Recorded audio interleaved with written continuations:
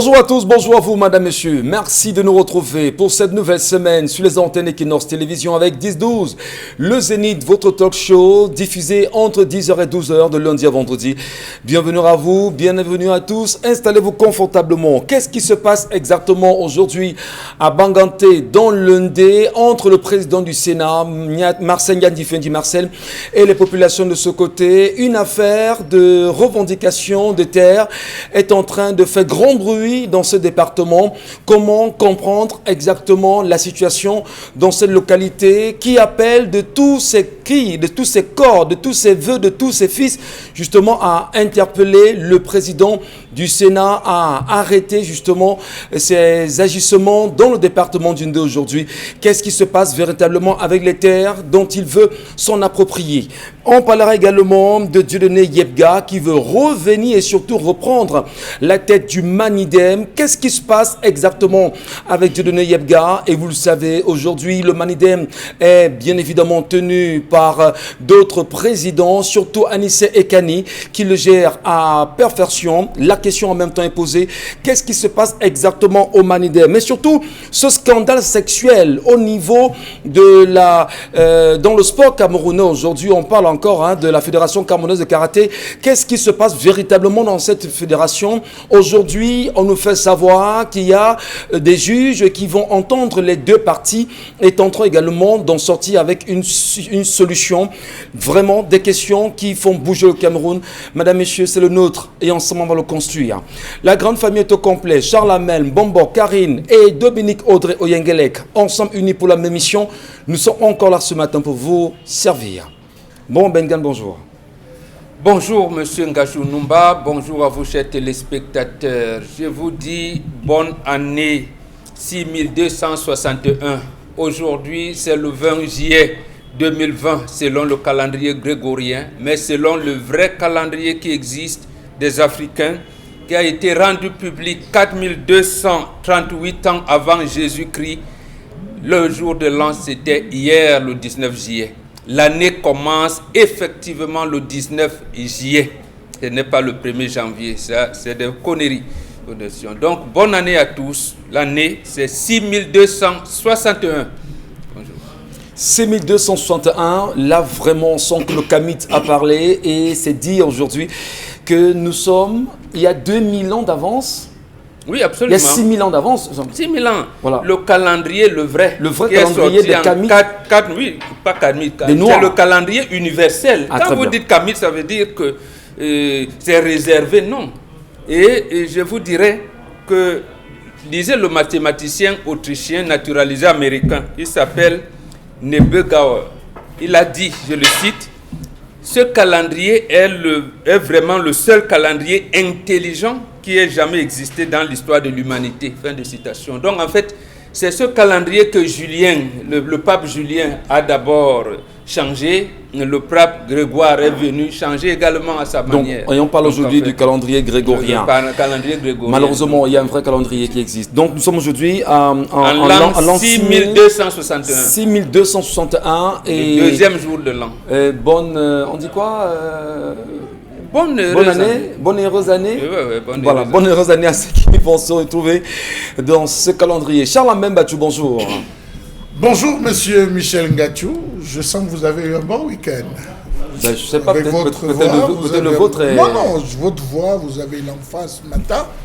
Je vais vous suivre à Banganté en vous disant tout simplement que c'est comme ça qu'est le Ndé aujourd'hui. Le Ndé fait honte. Véritablement honte à telle enseigne qu'on vole déjà bas. En dessous de la ceinture dans le Ndé, on se retrouve à sortir des dossiers, des galipettes.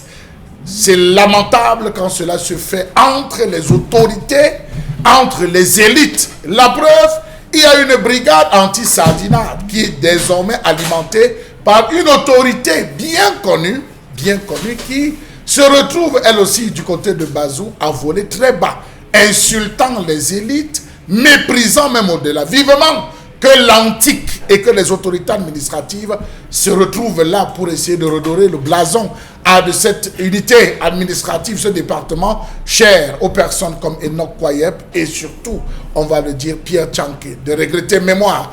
On ne va pas oublier que la mémoire, puisqu'on en parle, On a parlé longtemps de Tchanga Delphine. Madame Tchanga, Madame le ministre, Tchanga Delphine, qui est décédée, l'ex-ministre qui est décédé. On l'a citée comme étant la toute première femme noire, mais on a oublié une femme qui aura marqué l'histoire, qui aura marqué son temps, parce que on a lutté pour la voix. L'OMS, l'Organisation mondiale de la santé, a tout fait. Elle s'appelait Gladys Edjomi. Elle a fait 58 ans comme femme médecin. Toute première femme camerounaise médecin. Oui. Elle aussi, elle est décédée dans l'anonymat, comme Thérèse Sitabella, première femme journaliste, doublée de pilote camerounaise. Ainsi va la République, les mémoires, les illustres personnages, on s'en fout. Certainement, on espère qu'avec une promesse politique, on pourra avoir un panthéon politique un panthéon camerounais dans les jours à venir. On a besoin de ça pour les femmes. Voilà une femme 58 ans qui a tout donné à la médecine jusqu'à son vieil âge. Elle pratiquait, Monsieur Michel. Ouais. Gladys Edjomi, elle est la petite fille d'Indélé. La toute première femme camerounaise médecin. Oui, c'est important. Vraiment, hommage rendu ce matin à cette femme. Mais surtout j'ajoute, sa maman était la première femme avocate en 1956. Voilà. Et elle enseignait à l'université de Lagos déjà. Pendant que son père, lui, il était inscrit au barreau de Londres. Il y a de l'histoire justement pour le Cameroun. Vraiment, merci beaucoup, Mbombengan. Merci de nous y ramener. Ça nous fait plaisir vraiment de comprendre qu'il y a eu des personnes comme celle-là qui ont influencé, qui ont marqué justement le temps. Mais surtout, il va falloir qu'il y ait des ouvrages, des écrits et que le politique prenne sur lui justement de lui restituer son mérite. En même temps, Karine Sontia, bon début de semaine. Bonjour, enfin, Michel. Bonne année, bon si vous voulez. Bonne semaine à vous. Bonne année à Bonbon. Elle est grégorienne. Bonjour spécial, notamment à André Luther Meka, enseignant et communicant du Rassemblement démocratique du peuple camerounais, qui traite des femmes manifestantes de Waka, pour reprendre ces termes trivialement. On espère tout simplement sur ce plateau qu'il n'ait jamais eu à faire recours au service d'une de ces femmes.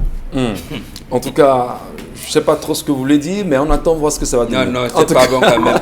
Que les femmes qui s'indignent, parce que la nudité d'une femme, contrairement, je pense que Audrey le comprendra. Nous, on respecte, on ne peut pas voir la nudité d'une femme. Même votre propre fille, lorsqu'elle commence à voir les menstrues, on tourne la face, on ne la regarde pas.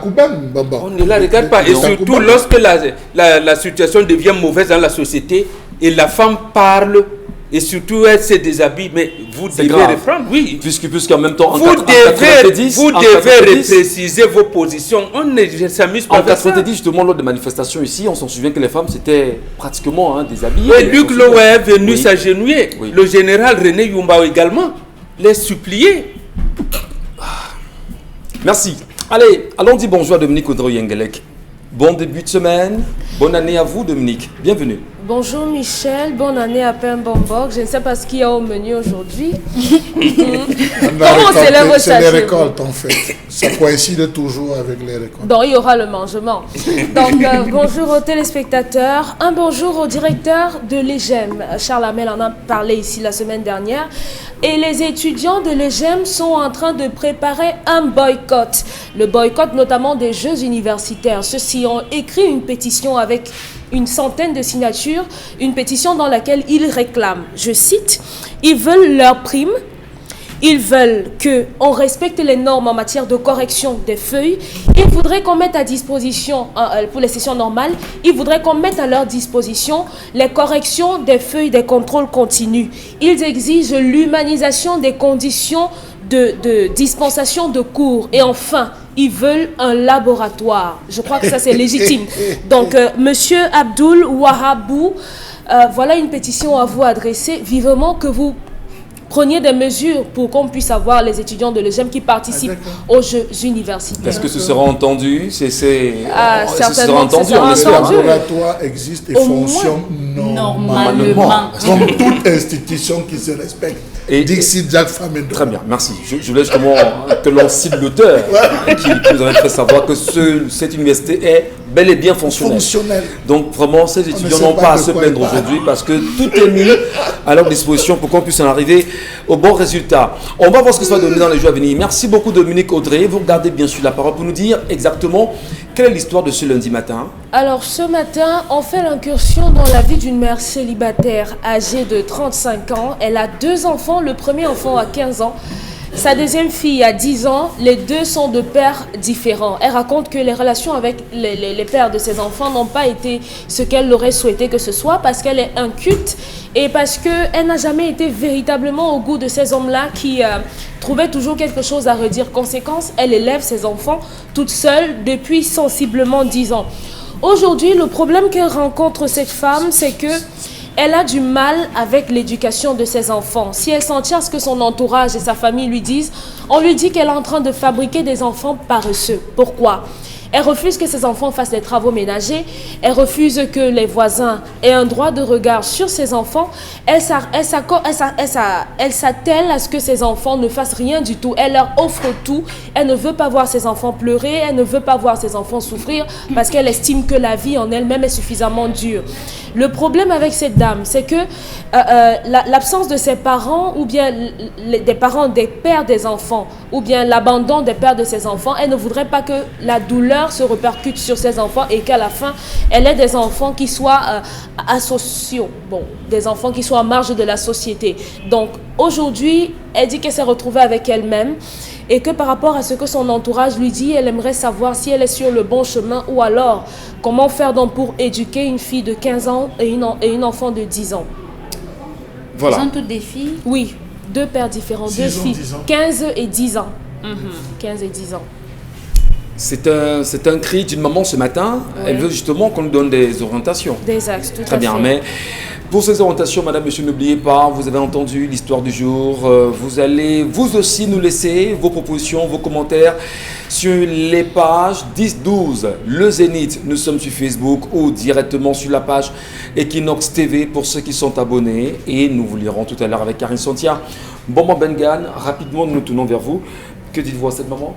Non, 2 choses. Bon, je ne reviens pas sur son passé véritablement parce qu'elle semble le regretter. D'abord, je vais dire 2 enfants avec 2 pères différents. Elle semble regretter ça. C'est bien, c'est une bonne chose. Maintenant, elle voudrait qu'on lui donne des orientations. Effectivement, 15 ans, ça risquait d'être un peu tard, mais cette fille, elle est récupérable. L'éducation de ses enfants, c'est récupérable. La première chose à faire, c'est de donner un statut à ses enfants. Les enfants nés lorsque vous n'êtes pas mariés, ce sont les enfants de votre papa. Parce que là, on risque de considérer ces enfants, on va dire nos nièces, nos ceci, donc allez chez votre papa. Il faudrait que ces enfants aient un statut. Si leur père biologique veut les reprendre, chaque papa vient reconnaître son enfant, même si l'éducation, l'encadrement reste avec maman, mais il faut éviter les incestes demain parce que, comment je vais dire ça, sa révolte contre la société peut avoir des effets négatifs sur les enfants. L'inceste, comment donc montrer à ces enfants que bon, votre papa c'est celui-là, c'est celui-ci, bon, il faudrait, c'est le problème à gérer parce que on se limite toujours, bon, j'ai un peu de moyens, je vais encadrer mes enfants, je vais, mais on oublie l'autre volet parce que l'enfant, quand il va grandir demain, va dire papa, maman est où? Donc quand vous ne voulez donc pas leur donner que leur papa les reconnaisse comme tel, vous leur donnez un statut, ça s'accompagne d'un rituel. Ça veut dire que... Même à ce niveau, il faut un rituel, Maman Benga. Oui, même à 60 ans.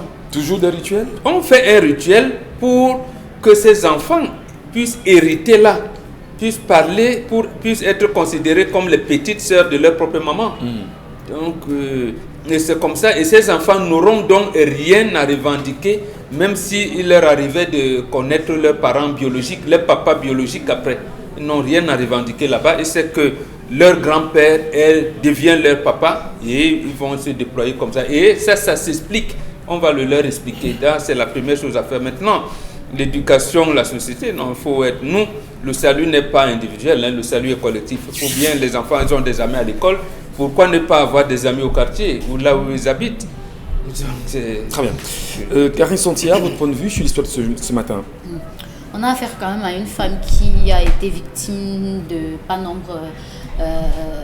un grand nombre de frustrations et qui a pris une décision qui finit aujourd'hui par peser sur elle, c'est-à-dire se fermer, observer une certaine réclusion sociale, mettre les autres de côté pour vivre toute seule avec ses enfants, créer une bulle dans laquelle elle seule et ses enfants existent.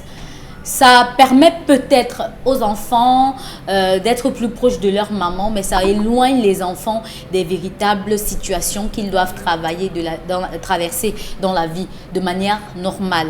Il faut parfois laisser un enfant tomber pour qu'il apprenne à se relever. Il faut parfois qu'un voisin gronde un enfant pour qu'il sache que ce n'est pas seulement son parent qui doit avoir de l'influence sur lui. Il faut parfois que votre enfant soit insulté, et dit en votre présence, pour qu'il comprenne que tout ne sera pas toujours rose pour lui.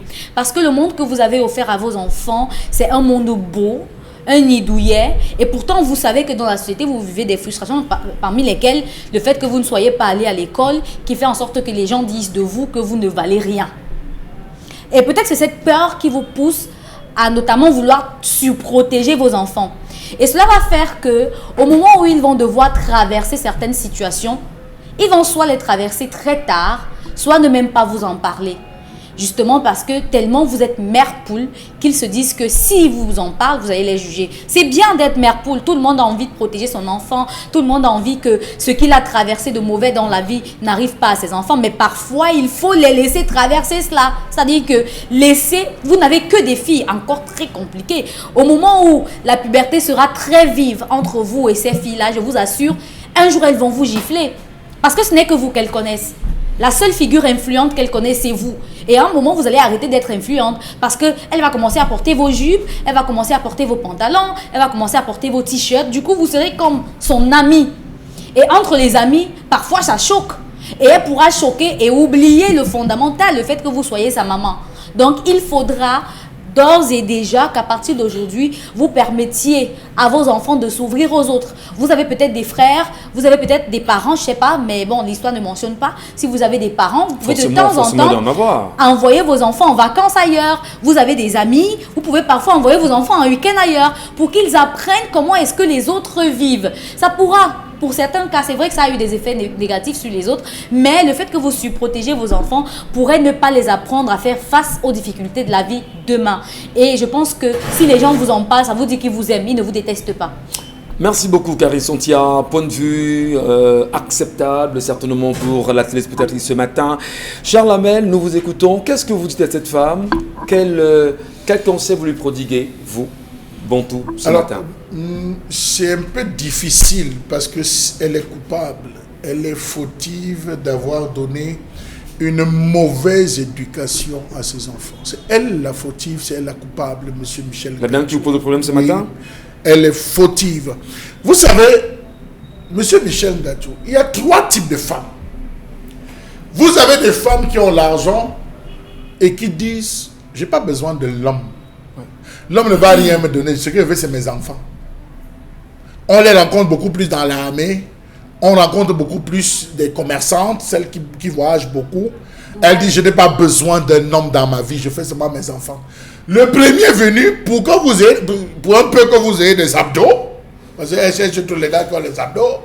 Ah, voilà mon Bill Rock. Elle va faire un enfant. Pour un peu que vous soyez comme là où je ne sais pas moi.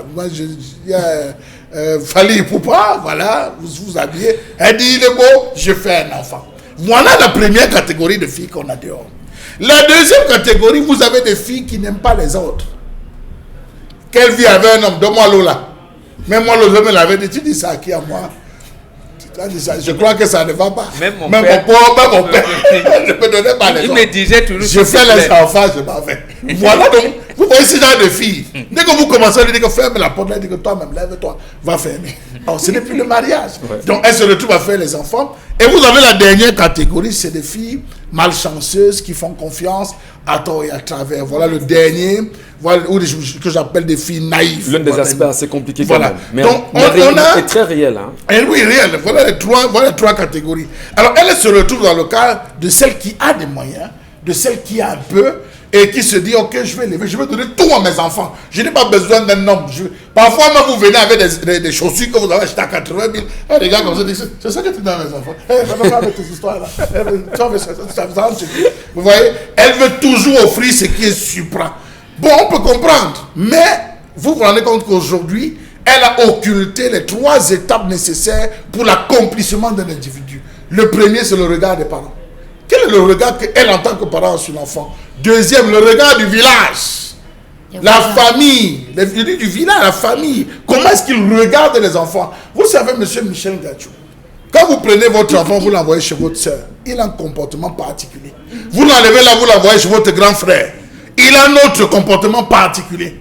La grande sœur va vous dire que l'enfant, s'il ne mange pas, quand il est ici, il ne mange pas. Je ne sais pas pourquoi il ne mange pas. Le grand frère va vous dire quand il est ici, il est turbulent. On parle, c'est la somme de ça qui vous permet d'avoir un regard. Et enfin, il y a le regard de la société. Là, c'est pour la femme qui n'a pas de mari dans son foyer. Non, c'est les 3 règles qui font d'un enfant un être accompli. Et le regard de la société, c'est le voisin qui va voir. Passe encore ici, il a volé un truc à la mamite. Ah non, il a en train de jouer, il a cassé les vitres. C'est ce regard, c'est ces trois éléments qui vont vous permettre de savoir quel est l'enfant, le type d'enfant que vous avez à la maison.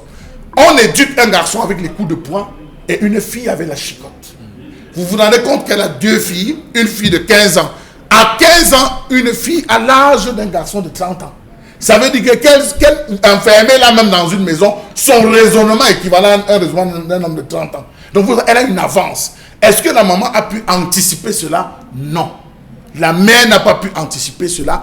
Au contraire, elle a mis tout à disposition de sa fille. Lorsque la jeune fille sort, parce qu'on s'est dit, il ne faut pas qu'un jeune gars vienne troubler ma fille. Il faut pas ça. Lorsque la jeune fille sort, elle cherche une chose. Un gars qui va avoir plus que ce que vous, la mère, vous lui donnez. Ça veut dire que si papa à la maison, maman à la maison, a mis le niveau de vie de la fille à 50 000 mois, le gars qu'elle va rencontrer doit être à 100 000 mois. Alors imaginez-vous ce qu'une jeune fille de 15 ans peut avoir comme yeux globuleux ouverts dehors, monsieur Michel Gachou. C'est une fille qui ne va pas boire n'importe quoi, c'est une fille qui ne va pas manger n'importe où. Vous allez vous rendre compte qu'au lieu de se construire une vie, au contraire, la fille, elle va se détruire parce que sa mère l'a prédisposée à se détruire. Je termine en disant, on dit chez les Bantous, ne donnez pas tout à vos enfants de peur que rien, monsieur Michel Gachou, ne les éblouisse. Arrangez-vous à donner le strict minimum comparable à vos voisins. À vos voisins. Ça veut dire que si vous vous levez le matin, vous vous rendez compte que les enfants du quartier, on chauffe la nourriture pour qu'ils mangent chauffé et apprenez à vos enfants qu'un matin, ça peut être chaud, on chauffe les prix avec les manières. Respect bien sûr à papa qui me disait très jeune, monsieur, vous sortirez d'ici, vous irez construire une maison. C'est ma femme et moi. Voilà. Donc c'est ce que papa me disait tout le temps. Allez, prenons justement l'avis de Dominique Audrey, justement, sur cette histoire du jour. Qu'est-ce que vous dites à cette femme, Dominique Audrey? Ce que je lui dis, c'est que ce n'est pas de sa faute si elle est tombée sur des hommes qui estiment que la femme accomplie, la femme parfaite, la femme idéale, c'est celle qui parle très bien le français, c'est celle qui a un long cursus scolaire, ou bien c'est celle qui s'habille bien, ou bien c'est la femme qui sera vulgaire, ou bien qui sera une adepte des sorties. Ce n'est pas de votre faute si les hommes que vous avez rencontrés dans votre vie ne savent pas comment on apprécie une femme au-delà du paraître, au-delà de la coque. Maintenant, c'est normal que vous soyez surprotectrice avec vos enfants par rapport à ce que vous avez vécu, mais sauf que vous ne pouvez pas empêcher que vos enfants ne découvrent le monde. C'est pour ça que vous devez vous arrêter simplement à les protéger. Protégez-les des accidents, protégez-les d'un certain nombre de choses, mais vous aurez toujours besoin de votre entourage, surtout de votre famille pour pouvoir vous aider, vous accompagner. Un enfant ou bien des enfants qui grandissent sans la présence de leur père, sans une présence masculine, sont des enfants qui seront problématiques dans une certaine mesure à l'avenir. Et votre fille, surtout pour les filles qui a atteint l'âge de 15 ans sans connaître son père, il y aura un problème au niveau de la construction de sa personnalité. Donc il est important de revenir aux fondamentaux. Je crois que Père Mbomboke, les autres l'ont mentionné ici, il est important de revenir à la base, d'ouvrir vos enfants aux autres, de permettre aux voisins de parler à votre enfant, de gronder vos enfants, d'envoyer vos enfants. Et vos enfants arrivent à l'âge où ils doivent pouvoir maîtriser un certain nombre de choses dans la maison, les travaux manuels, les travaux champêtres, si vous avez même la possibilité de le faire. Donc il faut apprendre à vos enfants que la vie commence très tôt. Parce que vous ne serez pas forcément là toujours pour leur acheter tout ce dont ils ont besoin. Donc, si vos enfants s'en sortent bien à l'école, c'est déjà un plus. Mais maintenant, donnez-leur plus parce que l'école, forcément, n'est pas l'issue pour être des adultes accomplis demain. Il y a des réalités vraiment, Dominique Audrey. Merci pour ce point de vue que vous restituez ce matin et que vous renvoyez à l'endroit de la téléspectatrice qui a posé le problème, évidemment. Bon, Bengan, si c'était les garçons qu'elle avait, quel conseil pourriez-vous lui donner? Ça allait être plus grave encore à la suite de ce que Audrey vient de dire. Parce qu'il y a des téléspectateurs qui nous regardent et des mamans qui sont seulement des garçons. Absolument. Nous avons l'habitude de dire qu'une femme ne peut pas faire grandir un garçon, ne peut pas encadrer un garçon. Il faut la présence de l'homme à côté. Absolument. C'est pour ça que nous insistons sur la notion de complémentarité chez nous, dans nos traditions, dans la tradition bantou et les autres traditions africaines. Il y aura quand même un problème, hein, même si ce n'est pas maintenant. Il y aura un gros problème au niveau, lorsque la fille va commencer à accomplir son complexe d'Édipe au niveau de la puberté, parce que lorsque une femme arrive à ce niveau-là, elle commence à se séparer petit à petit de sa maman parce qu'elle trouve sa maman comme rivale et cherche un peu une figure qui pourra ressembler à une figure paternelle. Du coup, si elle ne trouve pas directement, n'importe quel garçon pourra gagner cette figure-là et vraiment sa maman peut la perdre. Et c'est bien dommage parce que n'importe quel garçon peut la gagner et elle peut tomber enceinte à tout moment et le gars peut c'est le moindre mal, hein, parce que la grossesse n'est pas une maladie. Pas du tout. C'est les MST qu'il faut craindre. C'est d'ailleurs une très bonne chose. Allez, en tout cas, vous allez nous laisser, vous aussi, madame, monsieur, vos propositions, vos commentaires, vos conseils sur nos différentes pages, y compris au numéro qui s'affiche au bas de l'écran à l'instant. Dans un instant, on saura exactement de quoi est-ce qu'il sera question pour ce lundi avec la colère de Charles Hamel. Dans un instant.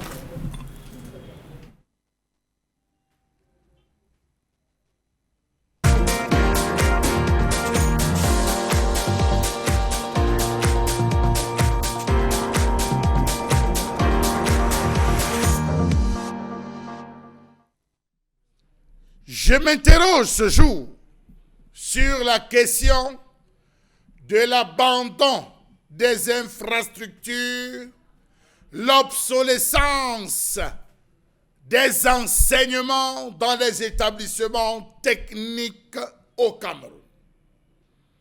Peut-on dire au Cameroun qu'on a un enseignement technique? Peut-on dire qu'on forme au Cameroun des techniciens, avec que le public forme des techniciens prompts à défendre les couleurs de cette nation? Comment comprendre que l'enseignement technique soit des plus mal lotis dans ce Wonderful-Kistan? À quoi nous ont servi les collèges d'enseignement technique, CETIC, CETI, CET, les lycées techniques commerciaux de Yaoundé et industriels de Douala, les centres d'apprentissage, les sections artisanales et rurales, SAR, et les sections ménagères? Répond-elle encore aux besoins de cette époque? Telle est la question qu'on est appelé à se poser. D'ailleurs, à quoi nous aura servi la création de cette chimère qu'on a appelée lycée technique bilingue, où les enfants ont tous les problèmes du monde à faire cours convenablement? Qu'est-ce qu'un lycée technique bilingue? Je veux bien comprendre et savoir. Parce que depuis l'instauration, on se rend compte que même le français, en cours théorique, on a des difficultés à le dispenser dans les lycées techniques, encore l'anglais. Depuis le déclenchement de la guerre, en zone anglophone, beaucoup de techniciens de ces zones, d'élèves et apprenants dans cette zone, se sont retrouvés dans les zones francophones, avec toutes les difficultés qu'il y a à dispenser les cours. Conséquence, ils sont au quartier. Pour résoudre, Madame le ministre a créé les lycées techniques bilingues. Bon Dieu, qu'est-ce que ça sonne bien. Du lycée technique de Colbison à Yaoundé à celui de Yabassi dans le littoral, en passant par Obala, Boya, Batouri, Gaoundéré, Saint-Mélima, Bertois, la situation est la même. Ils sont rares, les établissements dotés des commodités indispensables pour leur fonctionnement. L'enseignement technique, ce n'est pas l'enseignement des techniques. En plus des filières innovantes, il nécessite des ateliers. N'ayons pas peur de le dire, l'enseignement technique a longtemps été le parent pauvre du système éducatif camerounais. Non seulement il se développe moins rapidement, mais encore il souffre des préjugés défavorables qu'il aura lourdement pénalisés pendant longtemps. Regardez la technique actuellement pratiquée en Occident. Regardez les méthodes d'élévation des murs en Occident. Et regardez ce qu'on fait au lycée Dillon, technique. Allez voir. Truelle, niveau d'eau, saut maçon, pelle pour tourner. Encore de l'archaïsme. Comment comprendre que l'ensemble des formations ne permettent pas à un étudiant de se prendre en charge de manière concrète? Comment comprendre cette obsolescence en termes de formation théorique et pratique pendant qu'on utilise des appareils à l'étranger pour mesurer rapidement les surfaces? Au lycée technique Nilon, on achète encore les fils jaunes pour faire l'implémentation. On mesure et on calcule dessus. L'obsolescence des équipements, la vétusté des machines dans les ateliers et le manque d'enseignement dans certaines disciplines est criard. Allez voir les ateliers pour comprendre. Le lycée de Douala-Bassa, par exemple, a été créé en 1979. 2020, c'est toujours là. On n'a jamais rafraîchi. Les ateliers sont toujours là. En fait, il y a des pièces de musée qu'on peut sortir de là pour un futur musée industriel. Presque toutes les machines là-bas sont obsolètes. Seule l'unité de chaudronnerie a vu une rénovation. Affection qui touche la section industrielle et génie civil. Allez voir le type de maçonnerie. Je vous assure, même la menuiserie pratiquée dans les lycées techniques. Moi-même, je suis un grand menuisier. Je vous assure. Tout est pratiquement à refaire dans ce pays. Pourtant, ce n'est pas la création des établissements qui manque. Savez-vous que lorsqu'une classe en fabrication mécanique, par exemple, a 45 élèves, on la subdivise en 3 groupes. 15 vont faire la tour de fabrication, 15 vont sur la fraiseuse, 15 travaillent en ajustement. Voilà une classe de 45. Tous ne travaillent pas sur le même appareil au même moment et n'ont pas droit à avoir des questions sur les mêmes sujets. Les élèves sont donc occupés au même moment, mais pas sur les mêmes appareils. D'autres sont obligés de se retourner au quartier, vers des grands frères, vers des structures qui sont mieux outillées. Pourquoi donc créer des lycées techniques si sur le terrain, il n'y a absolument rien pour évaluer, réévaluer ces différents étudiants qui sortent plus avec des documents qu'avec une connaissance pratique? Cas du lycée de Yabassi, où jusqu'à aujourd'hui les élèves en mécanique auto se retrouvent à faire cours sur les épaves d'une Renault 4, alors qu'aujourd'hui on est en pleine mécanique électrique. On a dépassé même l'électronique, on est à l'électrique. Comment rattraper ce gap, sinon que former des individus vides de cerveau? Charles Bachou, collège justifié ce matin. Il est important peut-être de vous dire, madame, monsieur, que depuis 8 heures de ce petit matin, le début du baccalauréat technique est en cours et les matières effectivement évoquées ici par Charles Bachou montrent la réalité qu'on pourrait susceptiblement avoir au niveau de ces lycées techniques-là quand même. Dire que cette colère parle plus au Cameroun, le Cameroun qui doit grandir, le Cameroun qui doit se construire. Est-ce qu'on a pensé au Cameroun de demain à travers des formations pour ses enfants? Et peut-être vous allez plus loin. On en parlera tout à l'heure, Charles Bachou. Quelles sont les écoles supérieures qui font dans la continuité justement de ces formations aujourd'hui? Non, s'il vous plaît, vraiment, ne faites pas qu'on a l'AVC sur ce plateau. Laissez le supérieur. Arrêtez encore au bac G ou bac F. F3, les gars qui font F3. On peut faire sciences éco. On aurait bien voulu se demander, est-ce qu'il y a des écoles supérieures qui font dans la continuité quand même des formations? Parce que si on est au secondaire... Il n'y a pas faculté de technique. Il n'y a pas faculté de technique? Non. Il y a faculté de quoi? Il y a école pour entrer avec le concours. Très bien. En tout cas, vous entendrez parler, madame, monsieur. Merci de rester des nôtres. Bon, Bengan, est-ce qu'aujourd'hui, à la suite de la colère que Charles Hamel nous a fait ce matin, est-ce qu'on peut se dire, y a-t-il un bilan à faire? Ça avance ou ça recule? Vraiment, j'avoue que je n'ai pas assez de notions de comptabilité pour prétendre faire un bilan.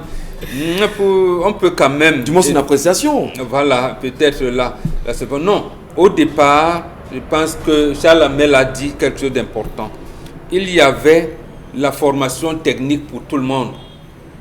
Même moi, avec mon certificat de type primaire indigène, réussi avec beaucoup de difficultés, je pouvais m'inscrire à la section artisanale et rurale, dont je parle, le SAR-SM, où en 2 ans, on peut m'apprendre un peu de chaudronnerie, un peu de... Tout dépendait de la spécialité. On avait la SAR-SM. Ceux qui étaient un peu plus intelligents entraient dans le CTI, ou les CETIC. Les CETIC, vous voyez beaucoup de gars, il y avait FCREP à l'époque, la régie Faircam, ils ont utilisé beaucoup de ces produits des collèges d'enseignement technique, de l'enseignement industriel. Et on les utilisait, et dès que tu passais ton CAP, le travail t'attendait, comme on dit, parce que le genre d'emploi, on voulait les techniciens ici et là. Aujourd'hui, j'avoue que si votre réfrigérateur est en panne à la maison, vous avez des difficultés pour prendre quelqu'un, pour trouver un réparateur. Si votre ventilateur tombe en panne, vous avez des problèmes. Ne parlons pas de votre robinet. Qui viendra, vous allez faire recours à qui? Il n'est pas, c'est compliqué. Mais comment vous expliquez aujourd'hui, comme d'ailleurs Charles Hamel l'a très bien dit, que l'on est ces centres de formation, entre autres, c'est lycée technique. Ça n'existe plus. C'est le lycée technique de nom. C'est le lycée technique de nom. Vous ne pouvez pas. Parce que donc, on dit. Vous voulez dire que ces enfants qui sont en train de concours ce matin, c'est du pipeau? C'est du pipeau. C'est du pipeau. Attendez. Vous parlez souvent ici de coupe de bois. Vous pouvez former des menuisiers au Cameroun? Or, il y a des sections menuiseries. Il y a des sections menuiseries dans nos lycées techniques et nos éthiques. Il y a des sections, même ceux qui font électricité, ils n'ont pas d'atelier. Je vous dis, il a un CAP électricité ou électrotechnique, comme on dit là-bas, ou mécanique. Il ne sait même pas mettre une douille ou une prise ici. Est-ce que ça veut dire que les enseignants eux-mêmes ne sont pas recyclés? Non, mais les enseignants n'ont pas où amener les apprenants. Ils sont bien là, mais ils n'ont pas où amener. Les apprenants les amènent où? Vous avez parlé de l'enseignement supérieur, Charles Hamel a dit de laisser, il faut laisser. Vraiment, n'en parlons pas. Parce que, mais puisque vous savez vous-même, vous l'avez décrié ici, que les élèves, les étudiants sortis ingénieurs, si c'est quoi ici, l'Ordre national des ingénieurs des travaux publics a dit que non, vous n'avez pas été à l'école. Ouais. Donc bon, laissons, ça risque de donner des AVC, laissons ces niveaux. Il n'y en a pas. Nos lycées techniques, nous sommes à Douala. Le lycée technique de référence qu'on appelait lycée technique de Douala, ici à Koumassi, il n'y a plus d'atelier là-bas. Il n'y en a plus. Vous allez faire comment? C'est-à-dire, on peut encore peut-être comprendre que ceux qui sont en section commerciale, quand vous faites G3, G2 ou G1, est-ce que même en G1 c'est pas un problème, puisque les ordinateurs, parce qu'on ne saisit plus, nous les femmes voilà, nous on faisait la sténodactylo. Je parle des filles et moi je n'ai pas fait ça, je n'ai pas atteint le niveau là. Bon, les enfants qui étaient là-bas, ils pouvaient le faire. Et Karine a dit quelque chose d'important, on n'a pas pensé à former les techniciens dans notre pays. Parce que tous ceux qui avaient le bac F, leur école s'arrêtait là. Très bien. Leur école s'arrêtait là, c'est-à-dire qu'ils ne pouvaient même pas facilement entrer à l'école nationale supérieure polytechnique. Ou alors, si vous allez à l'université, vous allez faire mathématiques. ou sciences physiques. Donc, il n'y avait pas. Votre part, c'est compliqué parce que ma crainte, donc justement, vous faites donc un bilan. Ma crainte, c'est que les parents qui nous regardent ce matin et qui sont heureux justement de dire, bon d'accord, l'enfant en ce moment en train de passer son baccalauréat technique, en vous regardant ce matin, va se dire, finalement, j'ai perdu de l'argent. On a créé des sections chimie. Si c'est chimie, là, il y a encore des sortes expérimentales et tout. Ça n'a pas mal fait fonctionner en deux années académiques. Tout à l'heure, sur la même nous a fait savoir justement qu'il y a une filière comme la filière méca auto. Non, pas. Je posais maintenant, quelqu'un est dans sa chambre, il démarre la voiture. Vous donnez un gars qui a baccalauréat mécanique auto, il va regarder ça comme nous on regardait le cul. Venons à la réalité, Maman Bengal. Alors, ça va justement vous dire. Il a fait ses pratiques avec le Renault 4. Il y a des filières qu'on appelle par exemple méca auto. D'ailleurs, je m'en souviens d'un reportage que nous sommes allés mener là au lycée de Komassi, ici, où les enfants se plaignaient ne pas comprendre leur taux d'échec justement. Ça dépend, il y a mécanique auto de fabrication et de réparation. Il y a même ceux qui font électricité auto, et tout ça à la fois. Mais non, et Charles Amel a très bien dit justement, nous sommes au-delà des voitures mécaniques, on a des hybrides, on a des électroniques aujourd'hui. Est-ce que c'est pas, c'est-à-dire que, est-ce qu'on peut pas dire que nos enseignants eux-mêmes, Karine, à un moment donné, ne sont pas premièrement recyclés, premièrement, et que même les filières qui ont été proposées n'ont pas été bien pensées, je veux dire en profondeur, avant que les cours soient dispensés pour certainement revoir le développement du Cameroun aujourd'hui. Vous savez, un État... À travers ses élèves. Un État met sur pied une éducation, en particulier en fonction de ses objectifs. Tout à fait. Si l'État a besoin de 100 ingénieurs en mécanique auto de fabrication dans 5 ans, l'État va mettre sur pied en principe un système qui va permettre de former tous ces ingénieurs-là en 5 ans et les avoir pour un but précis. Si l'État a besoin que des ingénieurs, par exemple, en froid et climatisation soient formés pour 2 ans seulement, il va mettre tout en œuvre pour qu'on y arrive. Ça c'est là où on interroge le contenu. Et c'est pourquoi ça arrive comme ça, parce que les personnes qui sont les acteurs principaux de ce système ne sont pas ceux qui proposent pour ce système. Les manuels dans ce domaine-là ne sont pas proposés par les enseignants des lycées techniques. Ils sortent de l'école de l'INSET aussi, ayant appris tout le temps la théorie. Ayant fait de la théorie, ils viennent enseigner aux élèves de la théorie. Les élèves... Il n'y a pas de pratique. Il va faire ça. On passe plus de temps en salle de classe qu'en salle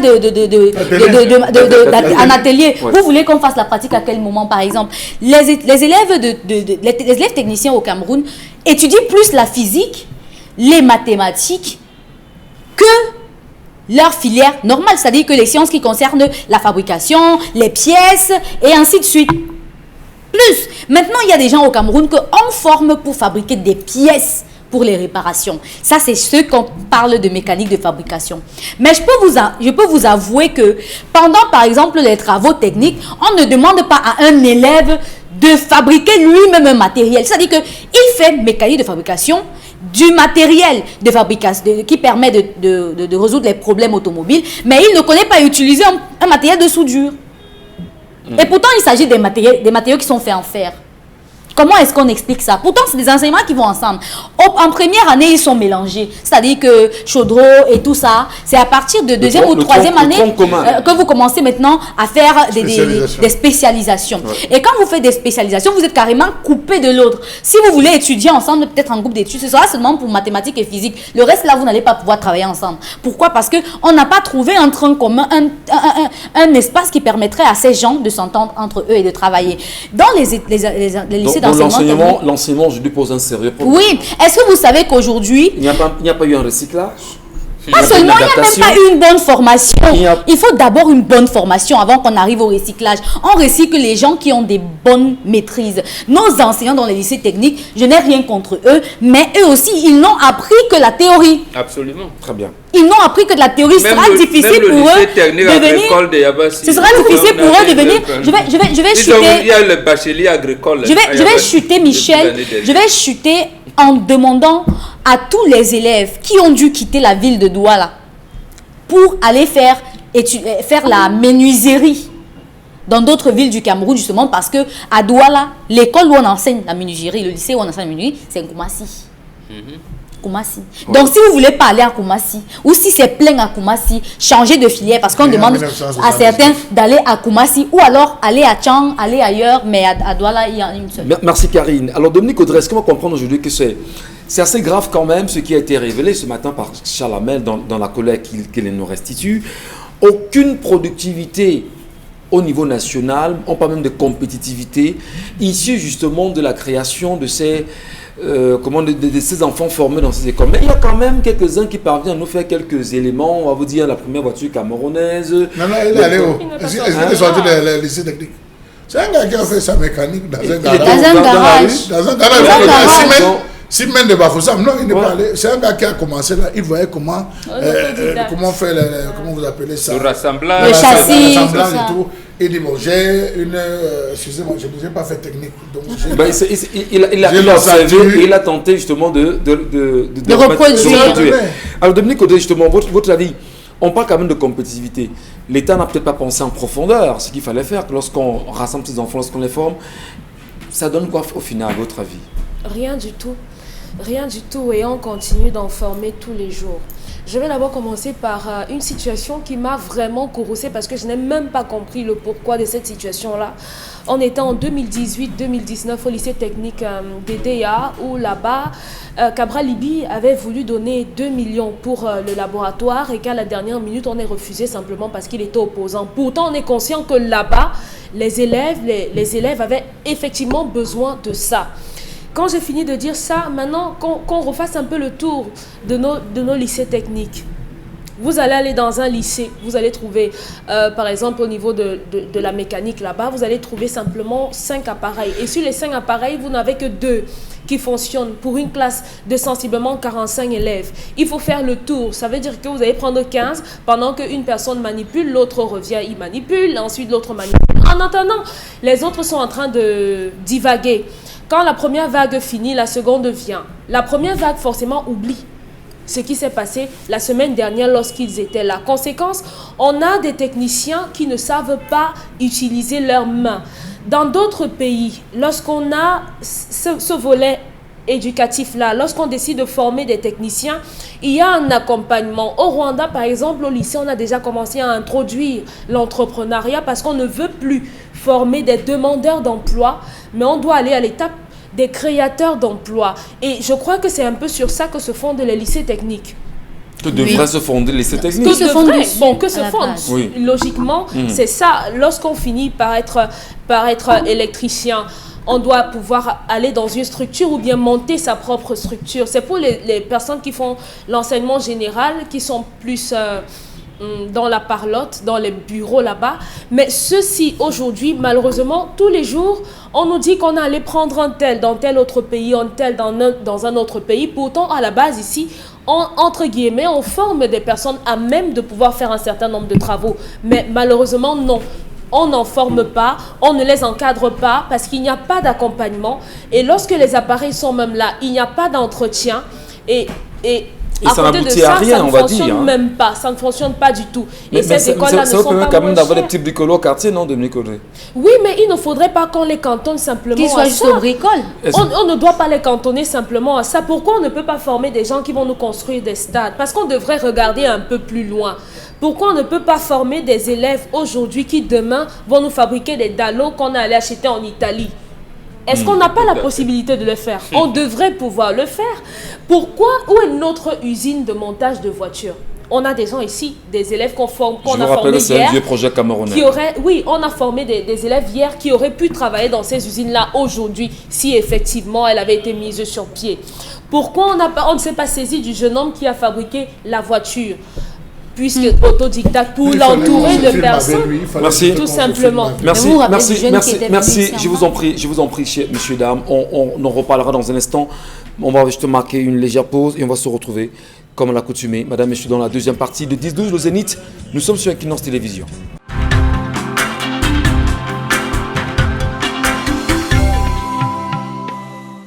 Bon retour, madame, messieurs. 10-12, le Zénith se poursuit avec vous. Et à l'instant, nous nous arrêtions effectivement sur la chronique de ce matin portée sur la formation ou encore l'état de nos lycées et la formation qui est faite. Et on le rappelait encore que ce matin, ils sont nombreux pour le début du baccalauréat technique qui sont bien évidemment dans les salles de classe en train de composer en ce moment. Alors, pourquoi composent-ils? Quelle formation est-ce qu'ils ont reçue? Où est-ce qu'ils vont? Quel est le plan national pour ces enfants, comme on le disait tout à l'heure avec Dominique Audrey?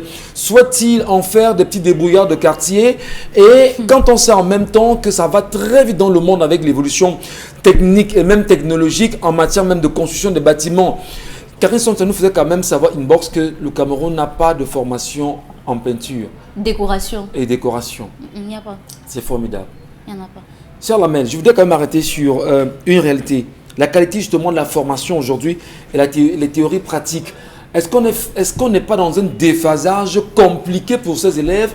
Parce que à regarder l'évolution du monde, à regarder la croissance, à regarder, j'ai envie de dire, la courbe de créativité, nos lycées techniques vraiment nous servent à quoi au final? Monsieur Michel Ngachou, la France est méchante. La France est méchante, vous dites? Oui, la France est méchante, je le dis. Et je pèse mes mots. Les Français sont méchants, du moins ceux de la première heure. Lorsque vous regardez le siècle des Lumières, monsieur Michel Ngachou, le siècle des Lumières, qu'est-ce qui a été mis avant? Les inventions techniques. La France n'a débuté qu'avec les inventions techniques. C'est ça qu'on a mis en valeur avant l'administration. Et jusqu'à aujourd'hui, c'est la technique qui est au premier plan par rapport aux administrateurs. Regardez la gestion du Covid. Vous avez vu Macron, il rassemblait, on compilait tout ce que les techniciens, ils venaient rendre compte. Je tiens à vous dire que l'administration française a ouvert au Cameroun la toute première école, ce qu'ils ont appelé la première école primaire supérieure de Yaoundé, c'est en 1921. Vous parlez d'école primaire supérieure de Yaoundé. Ça veut dire? En 1921. C'était comme ça qu'on l'appelait. Il a fallu attendre 24 ans, notamment en 1945, pour ouvrir ce qu'ils ont appelé les cours complémentaires de Douala et de Yaoundé, qui s'orienteront vers l'enseignement technique. 1945. Calculez toute cette période jusqu'à aujourd'hui. Sorti de la guerre. Oui, je dis 1945. Ouais, on sort de la Deuxième Guerre mondiale. Et l'administrateur français de l'époque était allé en disant, la théorie devra être africaine. Mettez-leur beaucoup de théories dans la tête et laissez la technique aux occidentalisés. Aux blancs, aux occidentaux, c'est à nous qu'il revient la technique. Et Bombok le dit tout le temps sur le plateau, quand on vous interdit l'agriculture, on vous interdit, jusqu'aujourd'hui, on vous interdit de fabriquer, on vous interdit de créer. D'inventer. Vous devez tout simplement être des administrateurs. La preuve au ministère de l'Agriculture, c'est un administrateur. Dans toutes les compétitions, c'est les administrateurs qui sont devant. C'est la France. C'est l'ENAM. Rappelez-vous, monsieur Michel Ngachou, à l'époque du président Amadou Ahidjo, lorsqu'il y avait n'importe quelle construction, les premiers recrutements se faisaient dans les enseignements techniques. Dans les lycées d'enseignement, les collèges d'enseignement technique. À l'échelle nationale. C'est là où on recrutait. Beaucoup de bâtiments à Yaoundé ont été construits par des élèves. Allez voir. Je lance un défi à toutes les mairies de Douala. Comment se fait-il que pour donner des tables bancs, on ne part pas dans les lycées techniques chercher nos menuisiers, nos jeunes apprenants, on donne ça à des entreprises? Dites-moi. Moi, je vous pose une question, monsieur Michel Ngachou. Vous voulez encourager le développement local comment? La mairie de Douala 3 devrait passer toutes ses commandes, même construction au lycée. La mairie de Douala 1er devait passer toutes ses constructions, ses appels d'offres au lycée technique de Koumassi. Ah oui, monsieur Michel Ngachou. J'ai besoin de bancs, mon école a besoin de bancs. On a des élèves. Mais vous allez voir, on va aller passer la commande à l'établissement, l'entreprise Tchanglang pour venir fabriquer des tables bancs. L'entreprise pour venir fabriquer il y a des enfants qui sont là, qui ont une expertise à donner. Allez voir monsieur Michel Ngachou. Ah oui, même pour construire des maisons. Même pour construire des maisons, venez voir les proviseurs de lycée technique. On dit que tu as qui est fini là, parmi tes gars là qui sont quand tu prends les. Regardons aujourd'hui, on ne lisse plus le sol. En Europe, on est au parquet. On n'est plus avec les carreaux, on est au parquet. on dépose le bois sur le sol. Il y a une méthode, là, moi je ne sais pas comment on appelle cette méthode, on vous lisse le sol, vous avez l'impression qu'il y a un requin qui est issu, qui est couché, qui n'a... Demandez à un enfant de sortir de lycée technique s'il peut vous reproduire cela. Le monde évolue à une vitesse. Nous avons des enseignants dépassés et des enseignements obsolètes. Pourquoi? Parce que les représentants, les sous-préfets d'outre-mer, que sont nos ministres et nos encadreurs dans l'enseignement technique, ne font que reproduire le système.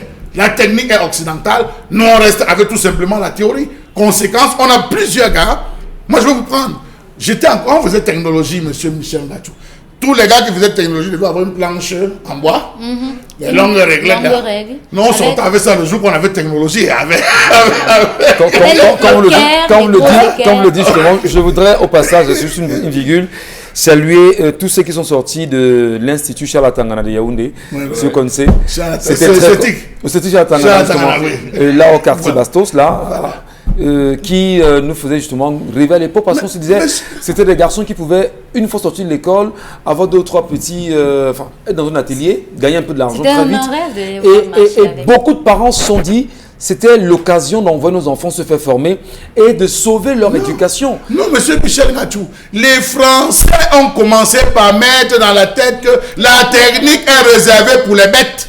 Oui, tout à fait. C'est les Français qui ont commencé à dire que la technique est réservée pour les bêtes. Et c'est bien dommage. Monsieur Michel, alors que c'est pour les doués. On avait des grands frères qui étaient au lycée, ils prennent le fil, ils construisent les petits trucs là, un circuit, ils touchent ici, là ça s'allume, ils arrêtent là, ça s'éteint. On était émerveillés. Mais aujourd'hui, aujourd'hui on est passé à l'allumage, tu entres chez toi, tu tac, lumière, la lumière vient.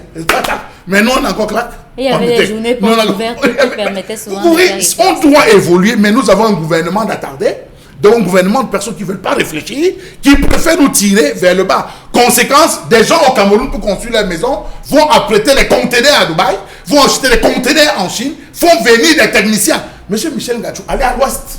Je vous donne un cas, allez à l'ouest, allez à Bouddha, allez à Bangam, vous allez voir les Chinois. Non, mais des gars vont prendre des techniciens. La maison des ministres. Oui, ils vont prendre des techniciens chinois qu'ils viennent en disant que gars, conçu, moi, je veux la maison de mes rêves. Le technicien est réduit à quoi? Faire des maquettes. Les techniciens camerounais, les élèves de ces techniciens sont contraints de ne faire qu'une seule chose, des maquettes. Bien. Vous voyez sur Facebook, on vous fait sortir une maquette. Mais on devait nous présenter, même au musée national, un exemple type de maison en bois. Regardez aux États-Unis, regardez au Texas, regardez partout. Charles Lamel est très en colère justement ce matin, madame, messieurs.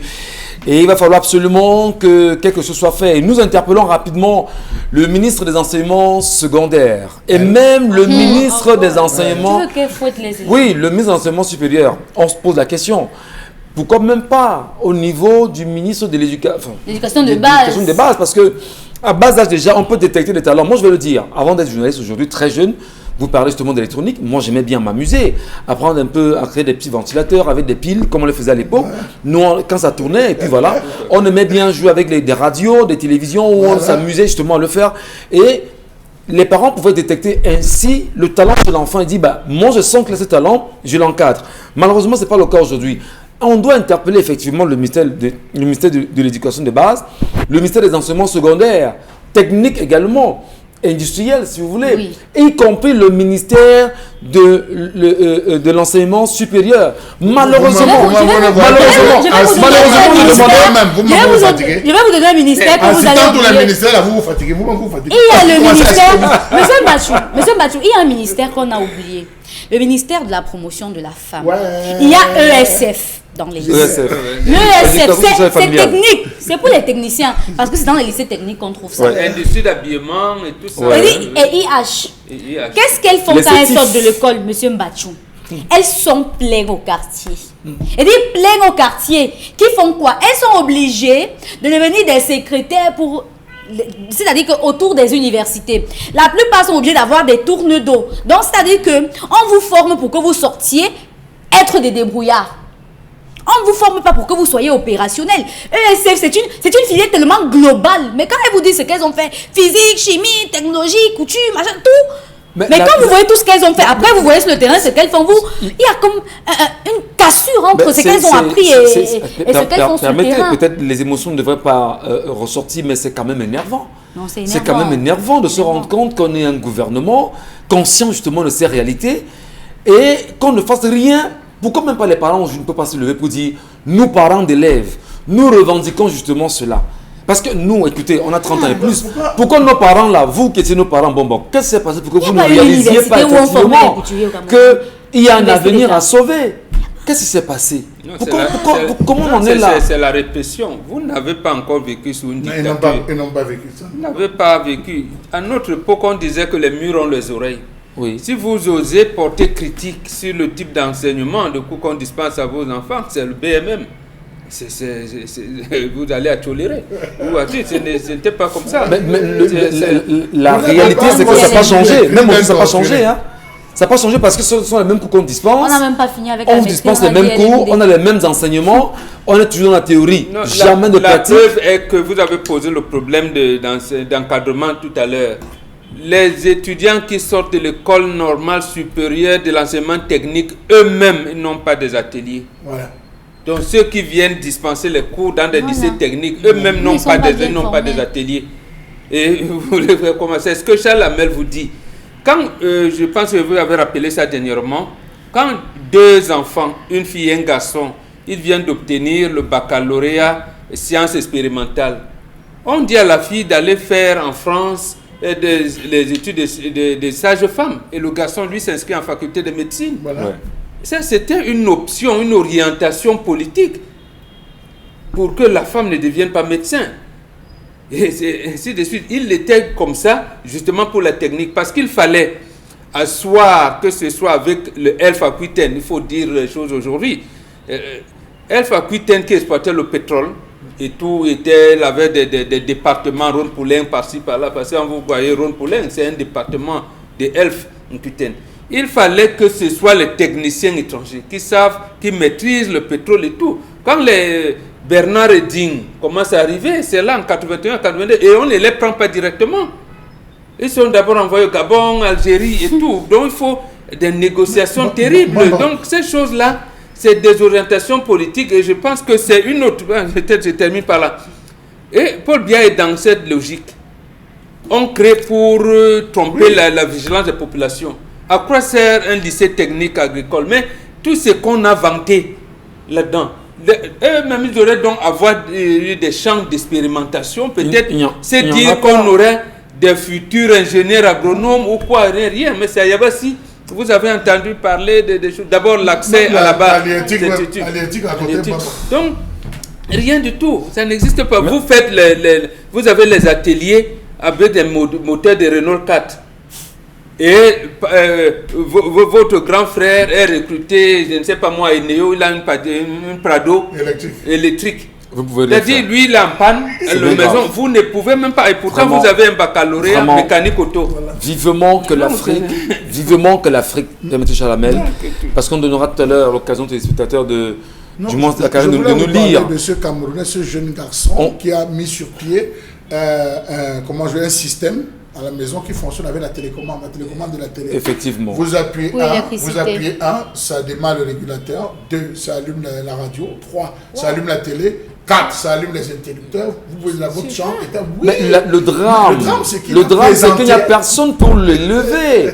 On a eu le cardiopathe ici. On sait tout ce qu'il y a eu derrière le cardiopathe pour que le cardiopathe en soit où il en est aujourd'hui. On sait comment ça s'est passé pour qu'on puisse vous élever. Et les montres électroniques qu'on achète là, c'est les élèves de niveau première année en Corée qui les fabriquent. C'est bien dommage. Vraiment, vivement. Et les jouets. Vivement que les parents, que les Camerounais prennent conscience de la réalité. Vivement que ceux qui nous regardent dans l'arrière-pays se disent quel avenir pour nos enfants. Vivement que le ministère de l'enseignement supérieur se dise ces enfants qu'on a formés depuis hier, quel est leur avenir. Vivement même que l'État, que les politiques se disent il faut faire quelque chose pour ces enfants qui ont été formés. Parce que le Cameroun, c'est une poudrière aujourd'hui. C'est assez compliqué quand même. Allons bien sûr lire les téléspectateurs qui arrivent sur ça pour mieux comprendre leurs avis. Oui, Ali Alane Mongo qui écrit l'État a intérêt d'équiper et de vulgariser l'enseignement technique s'il tient à résorber le chômage. Mais il a tendance à privilégier l'enseignement général dont les enfants ressortent sans pouvoir ni former une phrase correcte, ni résoudre une équation mathématique. L'État doit s'inspirer du système allemand où seuls les génies vont au lycée général et les autres dans les établissements techniques qui forment généralement au métier avec des stages automatiques en entreprise. Et la possibilité est donnée là-bas d'intégrer l'école polytechnique. Ali Alan de Bafoussam. Alors, d'accord avec la colère de Charles Hamel, j'ai un bac en froid et climatisation. Voulant approfondir mes études supérieures, m'ont mis les bâtons. Voulant approfondir mes supérieurs, m'ont mis les bâtons dans les roues parce que je suis une fille. Michel Carrel. Mais je voudrais quand même rappeler que lorsque vous parlez de bac en frais et climatisation, on a un célèbre animateur de radio Cameroun, bien connu qui est le patron d'une radio ici à Douala, qui lui a eu un bac justement en froid et climatisation. Et quand il va à l'ESTIC justement s'inscrit, on lui dit écoutez, votre baccalauréat n'est pas adéquat pour entrer à l'ESTIC. Et c'est comme ça qu'il se relance dans le BTS. Il est intéressé par les métiers de la communication et aujourd'hui il est patron de presse. C'est assez compliqué quand même le Cameroun, vraiment. Un autre message, cette femme en voulant trop donner à ses enfants finira par leur faire perdre leur éducation. Bonne année en Bombok. Ça, c'est Landrio Moulium. Maman, s'il te plaît, réduisez la vie de luxe que vous donnez à vos enfants, surtout des filles. Il est très important que vos filles sachent que la vie n'est pas rose, qu'elles sont destinées dans cette vie, car comment vont-elles faire lorsque vous ne seriez plus là? S'il vous plaît, apprenez-les des valeurs traditionnelles à vos enfants et laissez les voisins apporter des critiques à leur égard. Myriane Fogou, qui nous a écrit. À 10 ans déjà, de 0 à 10 ans, M. Michel Ngachou, on se bat à donner le déjeuner à l'enfant tous les matins. De 10 à 20 ans, on apprend à l'enfant à ne manger qu'à midi. Qu'il commence à prendre à supporter, oui, de 10 à midi. Vous l'amenez à 10 à 20 ans, vous amenez l'enfant à supporter la famine. Vous le préparez à manger à midi et le soir, après vous l'amenez à manger une fois en termes de repas. Ah oui, c'est ça, parce que donnez tout aujourd'hui. Donnez tout aujourd'hui à vos enfants. Elle se retrouve là, elle nous interpelle. Vous allez donner à votre enfant tout le bonheur. Regardez aux abords des lycées, c'est à quoi? Regardez les enfants qui sortent. Moi, je vous raconte ça tout le temps ici. Je vois un enfant qui sort avec une chaussure Jordan. La chaussure Jordan coûte 150 000. L'enfant a un dernier cri de téléphone avec les 3 caméras là. Le téléphone avec 3 caméras qui va coucher dans les 400 et poussières. Alors, mais tu as fait comment pour voir? Ah ben c'est ton tour qui m'a, papa. Eh bien maman, ce qui m'a acheté ça, mais je ne veux même plus la chaussure. Il y a une nouvelle paire de chaussures qui vient de sortir. Demain quand vous saurez, vous n'aurez plus. Parce qu'il y a un temps où vous n'aurez plus l'argent. Non mais on est dans une matrice. On est dans une matrice occidentale. C'est que cet enfant qui a tout eu, il sera vite allé dans la drogue. Oui. Donc il faut laisser l'enfant. Il a tout eu. Regardez les voitures. Je vous assure, monsieur Michel Ngachou.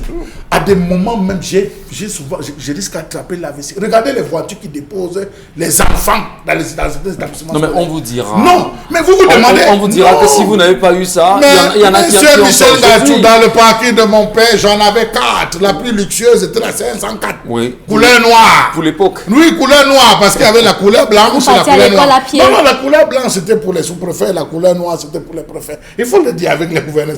C'était pour l'époque. Non, je vous dis. Monsieur Michel Ngachou, je marchais à pied.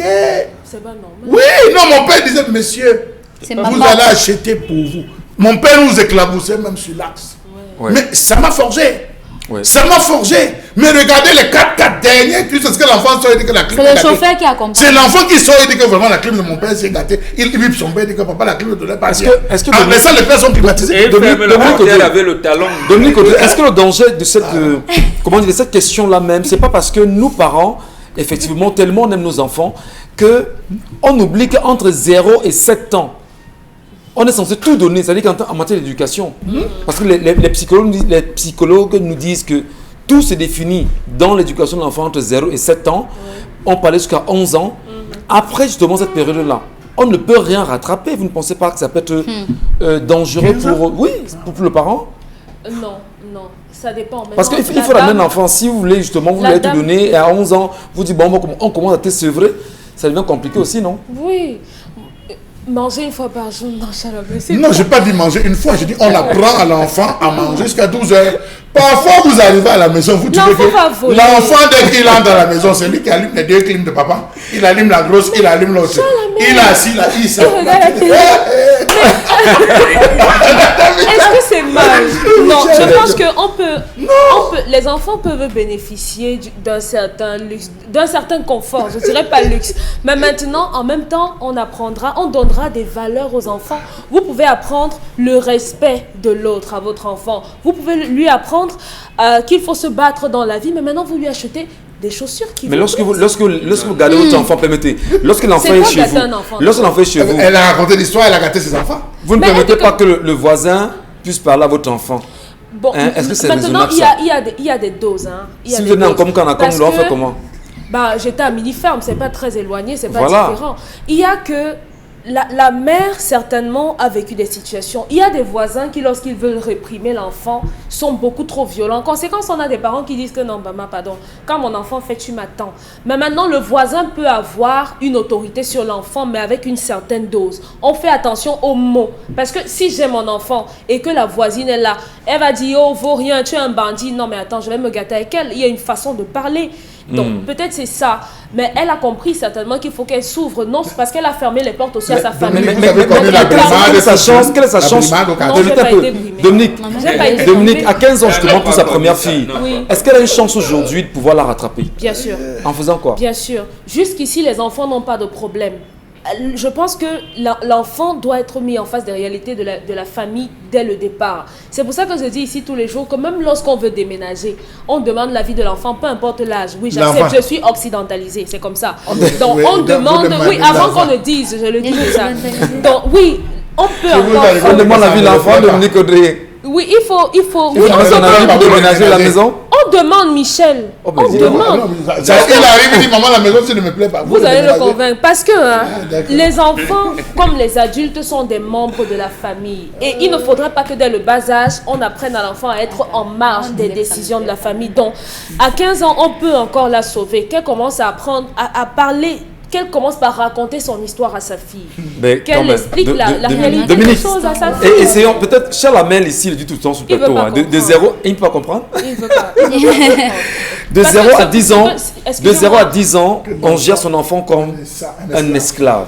Je ne dis pas que c'est ce qu'il dit tout le temps, hein, Charles Amel. C'est comme ça que ne faites pas vous gâter vos enfants. De 0 à 10 ans, on gère son enfant comme un esclave. Oui. De 10 ans à 20 ans, on gère son enfant comme un disciple. Oui. Et de 20 ans à 30 ans, un ami. Et de 30 ans à 40 ans, c'est un conseiller. Et pour cette femme, tous ses enfants sont déjà des disciples. Voilà. Cette femme, tous ses enfants sont déjà disciples. Non, ils ont violé les étapes. Ils ont violé les étapes. Ils ont sauté une étape d'esclave. Vous savez, prenez le cas de... Vous avez pris un cas basique. Hein. Vous avez des jeunes filles qui ont commencé leur vie dans la ville de Douala à ne sortir qu'avec des opérateurs économiques. Oui. Qui mettaient des sommes. Également. Moi, je connais une petite fille aujourd'hui qui est au bord du suicide. Elle sortait avec un opérateur qui lui donnait 200 000 francs tous les lundis. Tous les lundis, elle avait droit à 200 000 francs. Elle avait un café là où elle devait aller prendre, son café. Ouais. Elle avait un resto pour amener ses copines et elle signait en boîte.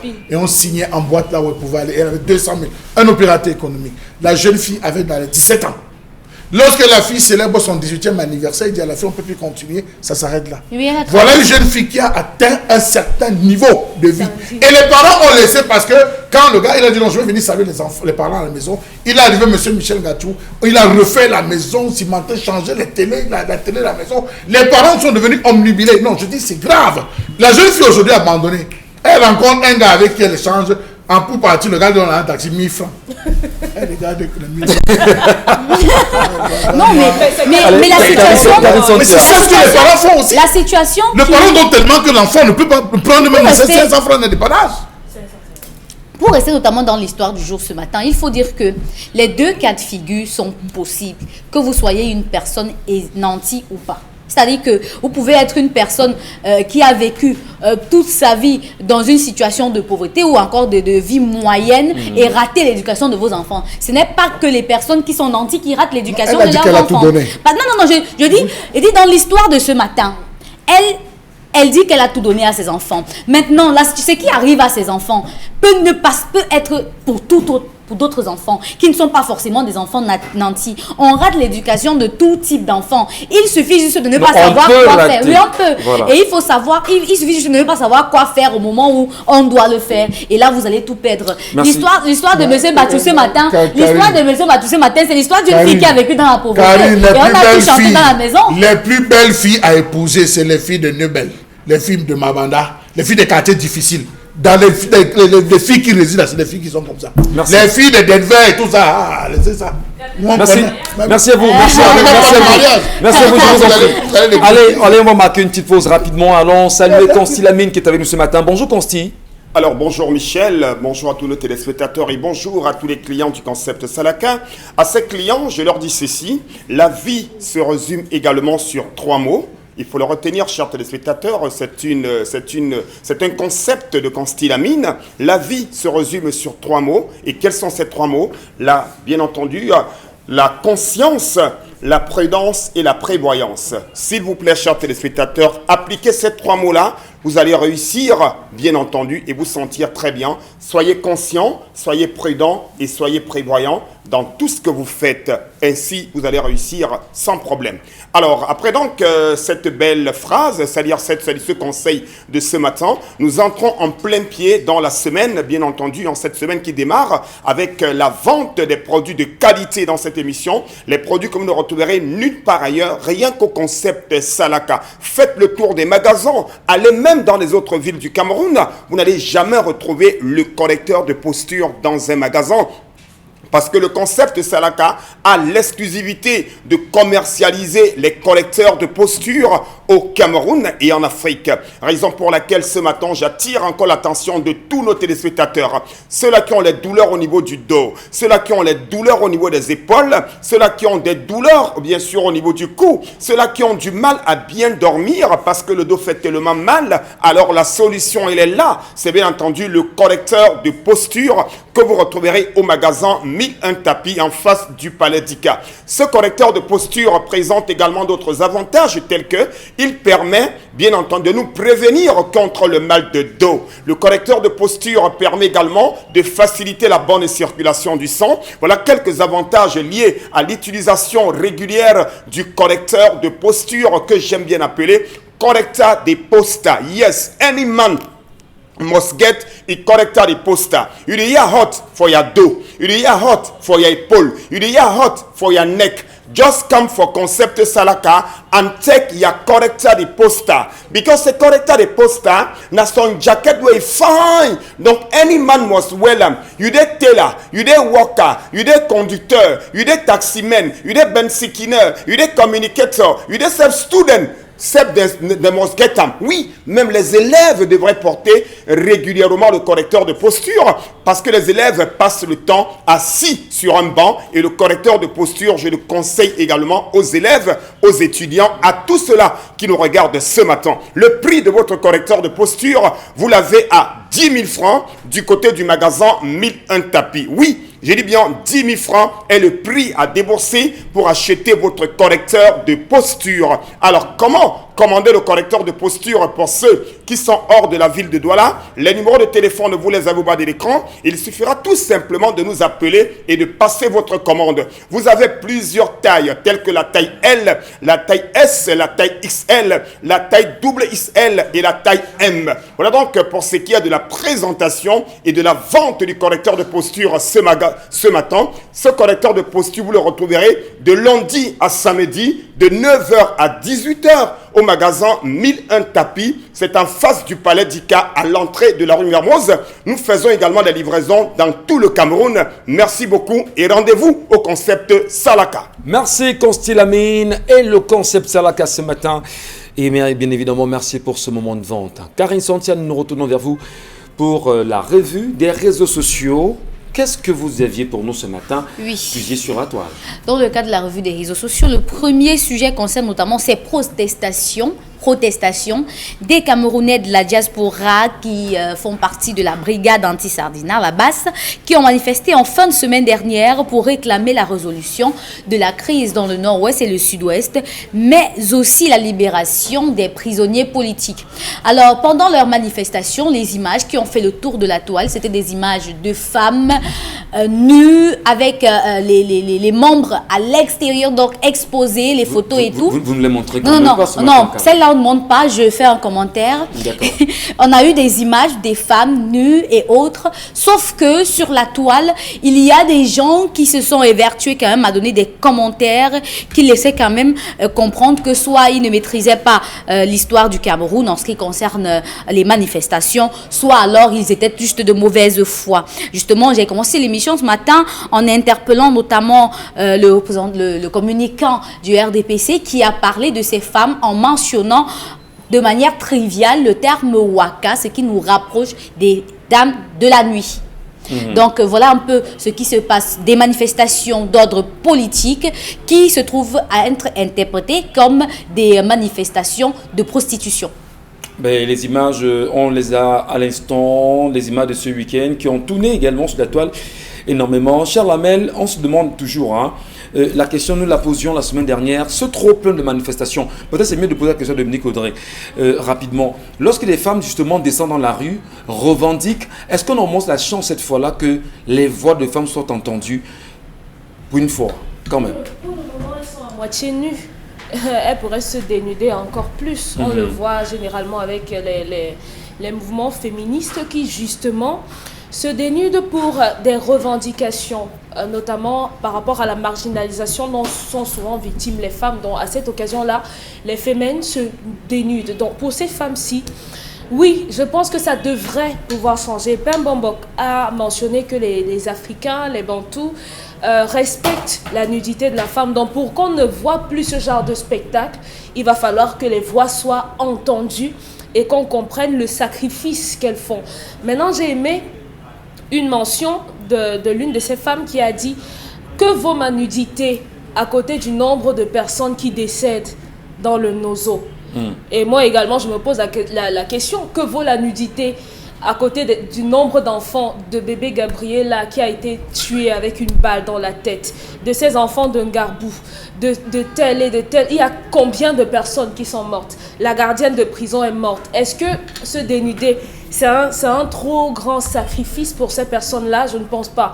Mais maintenant, les personnes qui vont se lever aujourd'hui et jouer les vierges effarouchées en insultant ces femmes, je ne voudrais même pas qu'on s'attarde pour parler de ces personnes-là parce qu'elles ne valent pas la peine. Elles n'ont rien compris, rien du tout. Et parmi justement ces personnes, d'aucuns pensent à Lamel que ici, c'est une humiliation de trop pour l'image du Cameroun à l'étranger. Au Maroc, il y a déjà humiliation. Comment vous expliquez ça? Monsieur Michel Ngachou, nous avons eu aux premières heures dans cette République des femmes qui ont pris position. Elles ne se sont pas dénudées, mais elles ont pris position de la manière la plus verte qu'il soit sur des sujets assez poignants.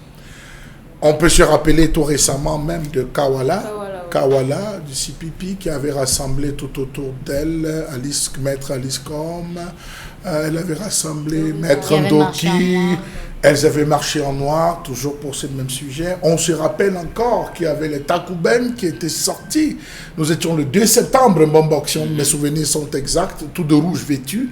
Elles sont sorties et dans la société traditionnelle au nord-ouest, lorsque les femmes de cet âge sortent, monsieur Michel Ngachou, ça veut dire que l'heure est grave. Il est strictement interdit à un homme de voir la nudité, même de sa propre femme lorsqu'elle est en colère. C'est la raison pour laquelle si vous entrez dans votre chambre, votre femme en colère se tourne et vous montre son postérieur, sortez en courant. C'est important, sortez en courant. Et vous entendez souvent, on le dit, trivialement, chez les bêtiers, ils ont une expression, je ne vais pas la répéter ici, qu'ils emploient en termes de malédiction. Donc c'est important de le savoir. Là encore, elles n'ont fait que se dénuder, monsieur Michel Ngachou. C'est les Amazones. C'est des femmes qui pleurent, c'est des femmes qui revendiquent.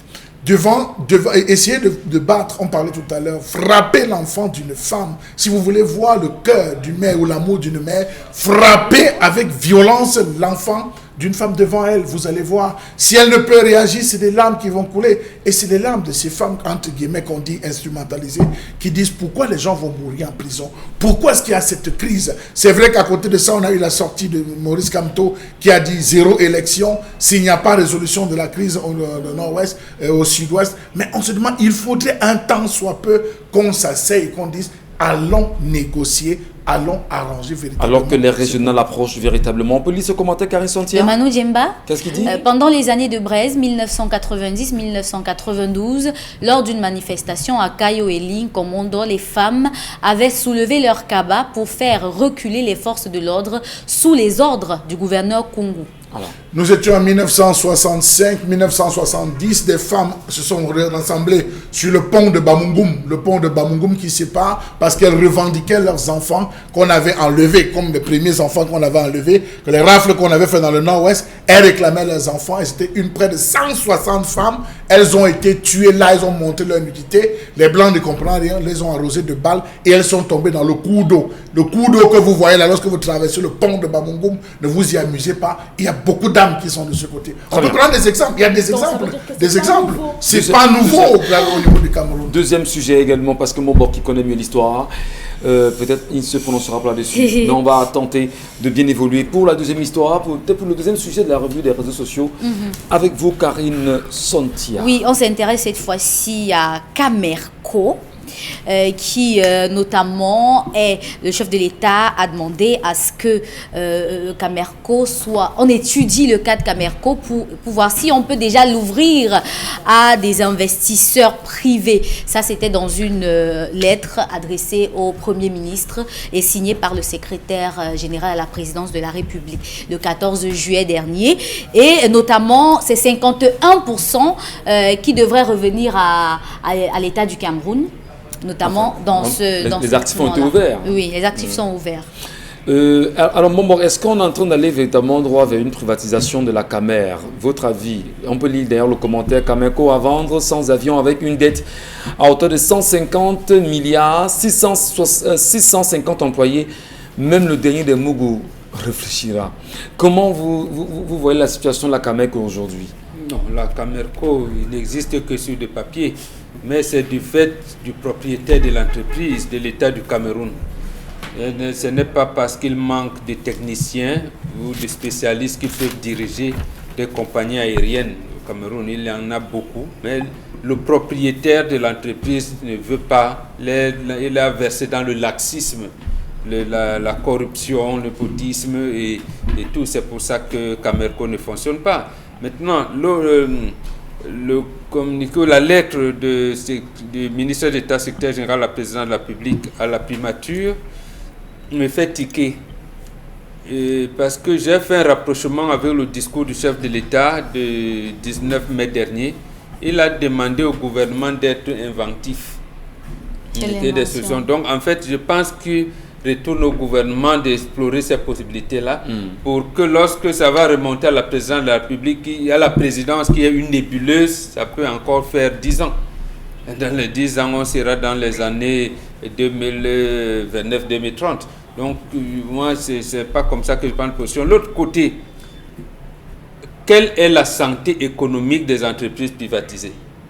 Rien du tout. Ces entreprises... C'est pas nouveau. C'est mauvais partout. C'est très grave quand même. Quelle entreprise privatisée vit bien, a une santé économique? Aucune. Aucune. Je dis bien aucune.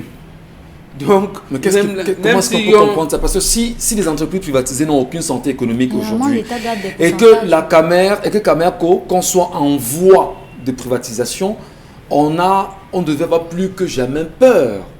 Vous ne pensez pas? Mais justement, parce que là, c'est tout le secteur, c'est tout le Cameroun, j'allais dire stratégique et névralgique qui est parti.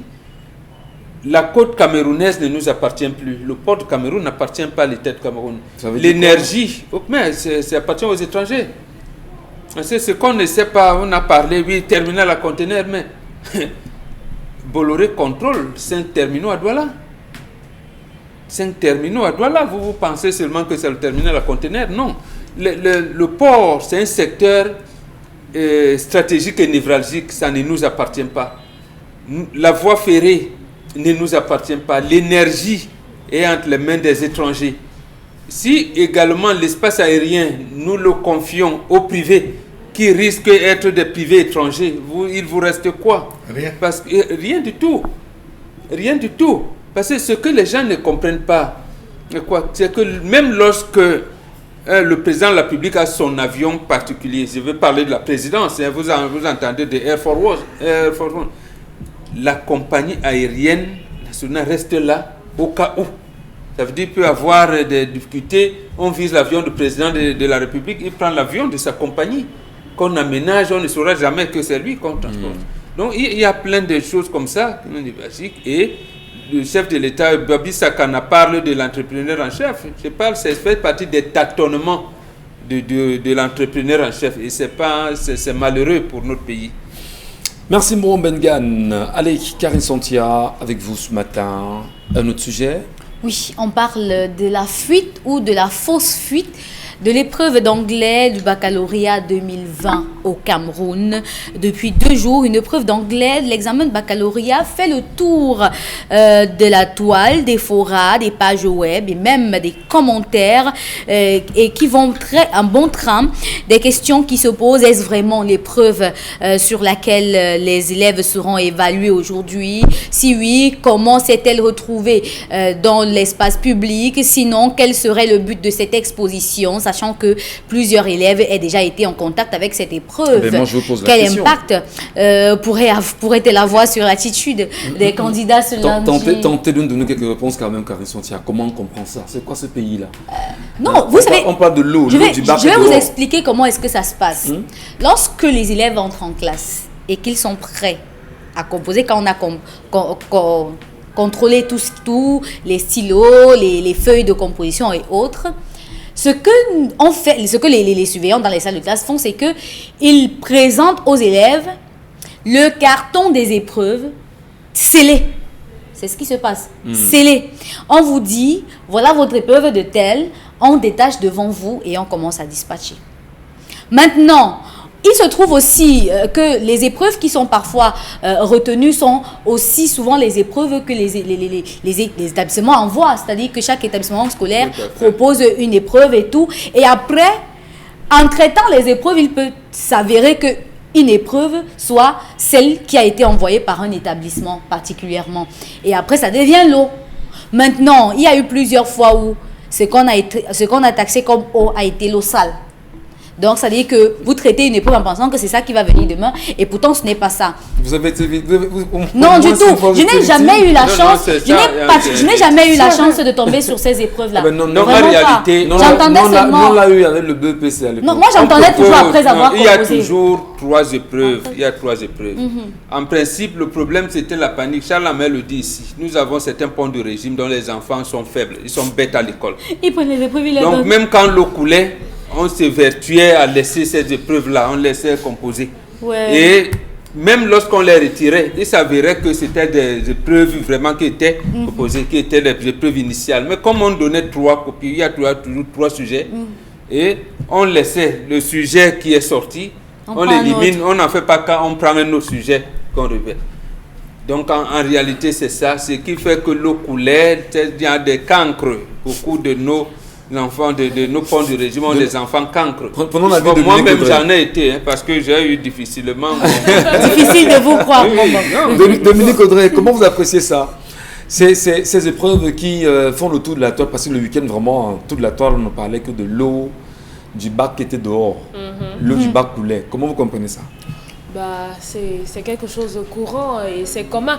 Il n'y a qu'avec les réseaux sociaux. Est-ce que ça va plus vite avec les réseaux sociaux aujourd'hui? Voilà. Justement, c'est justement avec les réseaux sociaux que dès que la mouche passe, tout le monde en parle. Mais avant, c'était quelque chose de courant, de pratique. Mais quand même de cacher, non? C'était pas s'exposer comme ça? Non, parce que les réseaux sociaux n'existent pas. Parce qu'on ne filme pas. Tout le monde est à Facebook, tout le monde peut publier tout, n'importe quoi, sur n'importe quoi. Donc, aujourd'hui, c'est simplement l'une des conséquences ou bien des avantages de Facebook qui fait qu'on a ça. Mais maintenant, c'est mieux qu'on attende d'abord de savoir si effectivement ce sera l'épreuve. Oui, après les examens, les parents peuvent nous dire. Même les élèves. Bon, si les élèves ne sont pas en train de regarder la télé, ils peuvent... Vous nous rassurez, ce qu'on a changé. Vous avez Karine Santia. Karine a parlé des épreuves des paquets qui arrivent scellés, mais il faudrait qu'on sache aussi que ce sont les hommes qui scellent ça. Hein. Ouais. Et les hommes aujourd'hui ont des téléphones Android. Ouais. Et c'est pas des machines forcément. Voilà. Donc ils peuvent aussi prendre une photo de l'épreuve, ils mettent dehors pour ces élèves. Dans un pays où même les courriers confidentiels du chef de l'État sont exposés. Combien de fois l'épreuve d'examen. Ah ben, ça suppose qu'il va falloir avoir une sécurité particulière. Je suis la maître calme sur le sujet. Pourquoi? Parce que vous me surprenez. On fait comme si nous, on allait bûcher ça même chez certains bobos du quartier. Comment ça? Mais attendez, Bamba vous a dit, le bobo du quartier fait tout pour avoir. Maintenant, il dit, appelle quelques gars au quartier, là. Il faut que la réussite dans cette zone soit, qu'on dise quand même que ma zone, on a réussi. Oui, on arrive là, on bûche, il y a un répétiteur qui nous explique. On parle, on dit, dites A, on dit, nous-mêmes on termine personne. Mais quand on arrive ensemble, dès qu'on finit de composer, j'ai traité ça hier. J'ai traité ça hier. Oui, monsieur, quand on vous dit qu'il y a des diplômes ethniquement acquis, vous pensez que c'est la blague? Mais attendez, vous croyez que les choses dans ce pays, ne soyez pas naïfs, monsieur Michel Gatou. Il y a des gens qui ont des longueurs d'avance sur vous. On peut décider que, bon, on regarde, on dit que tout le temps, sur les clichés, là, au bas, là, vraiment, au bas, là, ne s'en sort pas. Et si on doit voir ce qu'on veut faire, quand même, il faut qu'on sache. Il y a des gens qui prennent la relève, au bas, là, des élites, on n'a personne. On regarde, on dit que si on a besoin d'un 4 doctorats dans la zone de Bala, est-ce qu'on est sûr d'avoir? Il faut qu'on fabrique, il faut aussi que nous on existe. On aura donc les médiocres. On n'aura des médiocres. On n'aura pas de personnes compétentes. Monsieur Michel, nous sommes à la course vers la diplomite. Vous entendez les gens, regardez comment les gars revendiquent. Hein? Grâce aux efforts du chef de l'État, grâce à l'appui infrastructurel, avec des lycées, avec des écoles, Obala a pu se hisser au sommet avec une réussite. Et est devenu une ville de référence pour le Cameroun. C'est bien grave. J'ai pris Obala, ce n'est pas pour dire qu'Obala, c'est ça. On peut prendre le Grand Nord. Le premier concours d'entrée à l'école normale supérieure de Marga, c'était comment? C'est ça que je vous Monsieur le chef de l'État, donnez-nous 60%. Le chef de l'État dit, je vous ai compris, tout le monde qui a composé passe. Ouais. Si, c'était comme ça. On vous dit qu'il y a des diplômes. Merci à vous, merci Karine Santia, merci Dominique Audrey, merci également Bonbon Bengan et Charles Amel Mbachou. Madame, Monsieur, nous allons marquer encore une deuxième pause, comme vous le savez, la tradition nous l'impose dans cette émission, et on ira à nouveau saluer Constilamine qui revient avec un nouveau produit cette fois-ci, toujours avec le concept Salaka.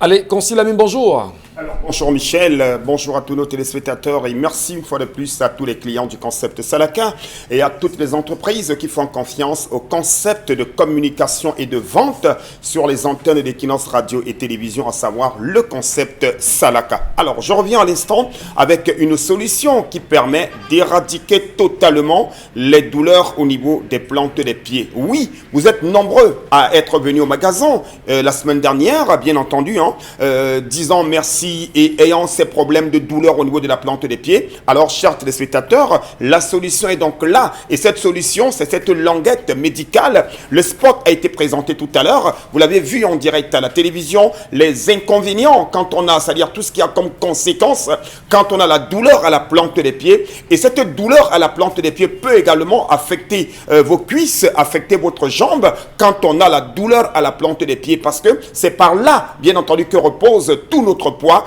bien au niveau de la plante des pieds. Donc aujourd'hui, pour éradiquer totalement la douleur à la plante des pieds, vous avez une solution. Et cette solution, c'est cette languette médicale qui est en vente du côté du magasin 1001 tapis que voici, voilà. Là donc l'extérieur de la languette, voilà, le côté qui se pose à l'intérieur de la chaussure, et c'est ici qu'on pose son pied et tout se passe c'est-à-dire sur cette languette médicale. Nous allons tout de suite passer avec la personne de la réalisation, passer donc à la démonstration de comment utiliser la languette médicale, comment est-ce qu'on peut l'utiliser. Avec la réalisation, nous allons tout de suite vous faire une démonstration dans cette émission. Le temps de rappeler à nos téléspectateurs que le prix de la languette est de 6 000 francs, un prix qui est valable jusqu'au 31 juillet 2020. Voilà donc une paire de chaussures. Regardez bien entendu cette chaussure, regardez l'intérieur de la chaussure, chers téléspectateurs. Cette chaussure n'a pas de languette médicale, c'est une chaussure normale. Oui, il y a des gens qui ne peuvent pas mettre cette chaussure pendant plusieurs heures parce que la plante des pieds fait tellement mal. Donc aujourd'hui, pour éliminer la douleur à la plante des pieds, on enfile tout simplement sa languette à l'intérieur de sa chaussure. Regardez comment je la mets, chers téléspectateurs. Donc c'est pour montrer à nos clients qui ne pourront pas venir au magasin 1001 tapis que c'est désormais possible. Voilà, on met la languette, voilà l'intérieur, voilà, regardez comment elle a été placée. Regardez là. Au départ, voilà comment la chaussure se présente. Voilà l'intérieur de la chaussure sans languette. Voilà l'intérieur de la chaussure avec languette médicale. Une fois qu'on a mis la languette à l'intérieur de la chaussure, on peut désormais porter sa chaussure sans plus avoir des douleurs au niveau de la plante des pieds. Et cette douleur ne va pas s'arrêter uniquement quand vous avez la languette à l'intérieur de la chaussure, mais cette douleur va s'éliminer au fur et à mesure, et à un certain moment, on va se sentir totalement à l'aise, même si on n'a plus une chaussure avec la languette médicale, parce que le rôle de cette languette est d'éliminer totalement les douleurs au niveau de la plante des pieds. Donc, pour ce qui est de la démonstration de l'utilisation de cette languette médicale, je rappelle à nos téléspectateurs que vous l'avez au magasin 1001 tapis. Le prix normal de cette languette médicale est de 8 000 francs. C'est le prix de la languette médicale. La paire, je n'ai pas dit une languette. Donc vous avez, normalement, cette languette coûte la somme de 8 000. Mais comme nous sommes dans le cadre de la promotion, dans le cadre de la double réduction, vous l'avez jusqu'au 31 juillet 2020 au prix de 6 000. Il dit bien jusqu'au 31 juillet, ceux qui sont intéressés l'achèteront à 6 000 francs. Quelle que soit la quantité, vous achèterez cette languette médicale à 6 000. Donc profitez de cette promotion, profitez de ce prix de 6 000 francs pour avoir votre languette médicale. Je rappelle, il y a la possibilité de pouvoir l'adapter selon votre pointure. Là derrière, il y a les différentes tailles, il y a les différentes pointures juste derrière la languette. Donc on peut l'adapter selon sa pointure avec un ciseau. Donc ceux qui chaussent la pointure 44, la pointure 45, la pointure 35, la pointure 39, on l'adapte selon, bien entendu, la pointure. Et un mot rapidement, votre pommade des hémorroïdes est toujours en vente au magasin 1001 tapis. Donc profitez et ayez la pommade contre les hémorroïdes. Merci beaucoup et rendez-vous au magasin 1001 tapis, c'est à Douala au Cameroun. Merci Consti Lamine, merci infiniment. Allez, on espère se retrouver demain pour de nouvelles ventes encore sur nos antennes. Madame, messieurs, nous vous disons nous aussi merci infiniment pour vos réactions, merci pour votre présence, merci pour votre fidélité. Restez connectés sur les antennes d'Equinox Télévision. On en profite pour saluer toute l'équipe technique qui a été, entre autres, François Dicomé à la caméra, Carlos Minuet au son et surtout Nadine Guanfo à la réalisation. Heureux d'avoir travaillé avec eux, heureux également de vous retrouver demain lorsqu'il sera 10h. Charles Lamel, Bombo, Karine, Dominique Audrey, merci à vous et à demain. Bonne journée.